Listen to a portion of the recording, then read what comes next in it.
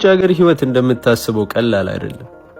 በምሳሌ ስነግርህ የውጭ ሀገር ኑሮ ማለት ቂጡ በተቀደደ ጄሪካ ውሃ ከወንዝ እየቀዱ ወደ ቤት ማመላለስ ማለት ነው። ከወንዝ የቀዳውን ውሃ በቀዳዳው ተንጠባጥቦ እንዳያልቅ በፍጥነት እየሮጠ ወደ ቤት ይዞ መሄድ አለበት። ቤት ሲደርስ ግን ግማሹ ፈሶ አልቋል። በቂ አይደለም። የተረፈችውን ውሃ ወደ በርሚል ገልብጦ ድጋሚ ወደ ወንዝ መውረድ አለበት። ምክንያቱም በርሚል ውስጥ ያለው ውሃ አገልግሎት ላይ የሚውል ነው። ይህ ማለት ቤት ኪራይ፣ ምግብ፣ ቤተሰብ፣ ልብስ፣ የተለያዩ ወጪዎች። ድጋሚ ወደ ወንዝ ይሮጣል።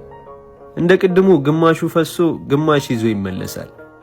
በርሚል ውስጥ የነበረው ውሃ በተለያዩ ምክንያቶች ወጥቶ አልቋል። ያመጣትን ገልብጦ ድጋሚ ይሮጣል። አየህ፣ ሩጫው ማቆሚያ የለውም። በርሚሉም ሞልቶ አይሞላም።